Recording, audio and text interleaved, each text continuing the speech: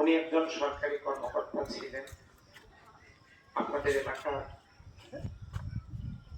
উনি অনেক গুণী মানুষ, আজকে আমাদের মাঝে নেই।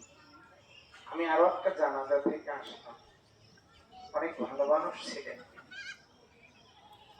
আজকে সংবাদ পেয়ে জানাজায় আসলাম এই জন্য, জানাজায় উপস্থিত হলে রাসূলুল্লাহ সাল্লাল্লাহু আলাইহি ওয়াসাল্লাম বলেছেন, এক কেরাত, কেউ যদি দাফন কাফনে শরীক হয় তাহলে সেটার জন্য আর এক কেরাত সওয়াব আল্লাহ তাআলা আমলনামা দিয়ে দেন। রাসূলুল্লাহ সাল্লাল্লাহু আলাইহি ওয়াসাল্লামকে জিজ্ঞাসা করা হলো কেরাত কি? আল্লাহ নবী বললেন, উহুদ পর্বত পরিমাণ সওয়াব আল্লাহ তাআলা লোকটার আমলনামায় দান করেন। দুই কেরাতে দুইটা উহুদ পর্বত সমপরিমাণ সওয়াব আল্লাহ দান করেন। তো নিঃসন্দেহে জানাজার কাজটা, জানাজায় উপস্থিত হওয়াটা এটা একটা সওয়াবের কাজ। আমি, আপনি, আপনারা, আমরা চিরদিন থাকবো না, এই দুনিয়া থেকে চলে যাব।